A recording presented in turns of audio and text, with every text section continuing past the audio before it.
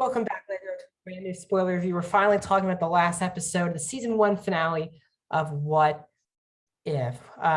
Before we start with the spoiler review here on Max Talks Movies, please like the video, guys. The thumbs up button, that's the best way to support this channel. Please comment down below in spoiler fashion. Let me know, is this your favorite episode? How much do you love the show? Do you think it's overrated? All of those things in the comment section down below. Also, please subscribe, ring the bell if you're new to the channel. Do movie reviews, TV show reviews, streaming platform reviews, movie rankings, and a box office breakdown show every single Monday. So please, please, please subscribe, ring the bell if you're new to the channel.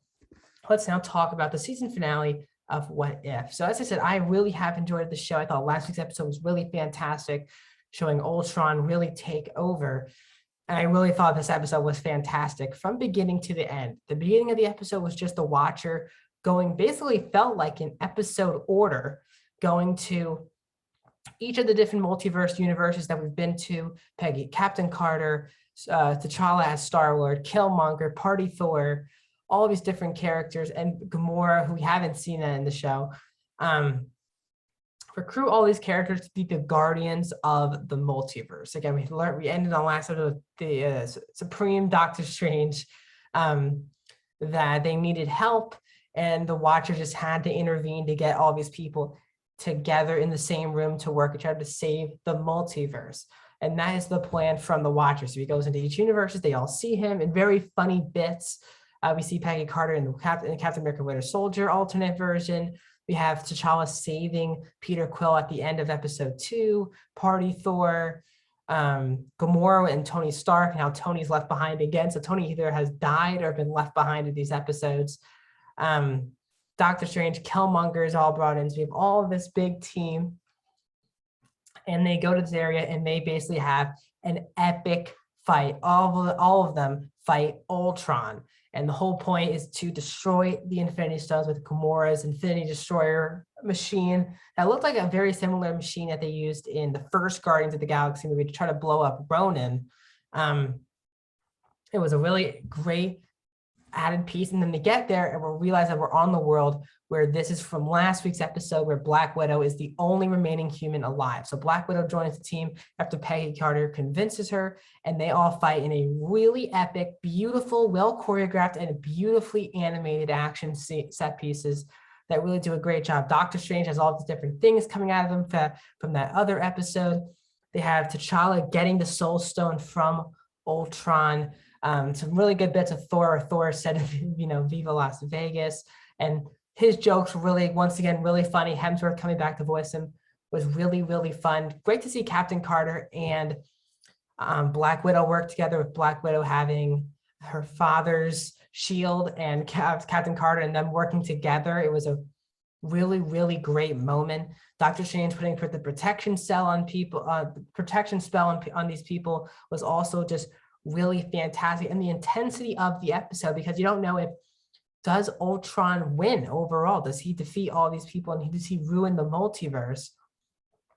And then you realize when Black Widow sees the green bow and arrow from last episode, that is Zola, who could really basically destroy Ultron himself, even with it taking one of the stones away, because Gamora's Infinity thing does not work.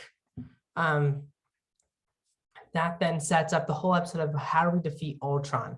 It's a beautiful shot of Black Widow shooting the bow and arrow, the green lighting bow and arrow, Peggy Carter holding down Ultron's head, and Zola's bow and arrow basically going right into the eye of Ultron to get a Jarvis-like fight between Ultron in the brain and Zola. Zola wins. Zola takes over the body. As that happens, Killmonger, of course, wants the power because he just has to turn on everyone in the show. And he wants all the Infinity Stones, and then Zola and him get into a big fight over the Infinity Stones, and that gets put into the glass box thing that Doctor Strange was in at the end of episode 4, and Doctor Strange is tasked to watch this. So it kind of keeps the door open, because the Watcher tells him that if they're escaped, let me know. And it seems like they're leaving the door open, that something bad could be happening in the future. Again, Doctor Strange is put back in that glass prison, and he's also watching Zola and Killmonger go at it in the fight for the Infinity Stone. So it does feel like, again, another setup for, again, we are getting season 2, so that could be a big arc at the end of season 2 we shall see all of them go back into their own world at the end of the episode. But Black Widow's like, I'm the only left. I'm the only human left. Well, you guys won. I still lost because I'm in a world, my universe. I'm the only person left. So now the Watcher puts Black Widow on the headquarters during the first Avengers movie, but it's Captain America, Nick Fury, and Captain Marvel. And the Watcher tells her that this is a multiverse where there is that Black Widow died, where Black Widow is no longer alive. But Black Widow comes back, saves the day, puts Loki down, and that's how they end the episode. And then we get to our first mid-credit scene of the entire show. I was really shocked that it took this long to get a post-credit scene, but we finally get one. We go back to the Winter Soldier universe with Peggy Carter and that version of Black Widow. And Natasha tells Peggy that there's something you got to look. It might be the craziest thing you've ever seen. And it's the Hydra Stomper from episode 1. And she reveals that someone is in that.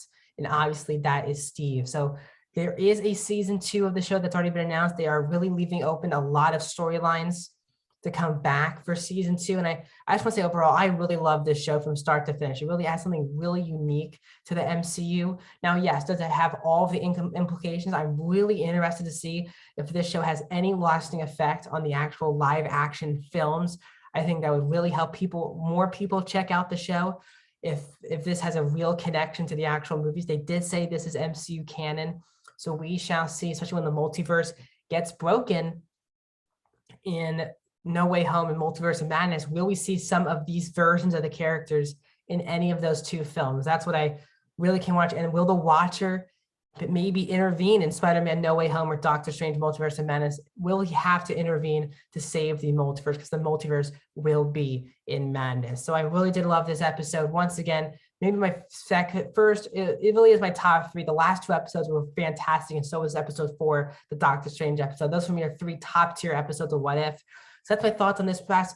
I've been here the last 9 weeks here on this channel, 9 Wednesdays, talking about What If, and it's so sad that we will not have any more MCU content until we're under a month before November 5th, which is when The Eternals comes out, and then late November, Hawkeye TV show comes out, and then we get to the end of the year, we have Spider-Man No Way Home. I've already done my review already on this channel of Venom, Let There Be Carnage, Black Widow, Shang-Chi and Legend of Ten Rings, all on this channel, all my spoiler breakdowns of each episode of not just this show, but also WandaVision, Loki, and Falcon and Winter Soldier. You can find that in the TV show review playlist right there. I'll leave my review as well for Venom, Let There Be Carnage, and please subscribe to the channel. I'll see you guys soon.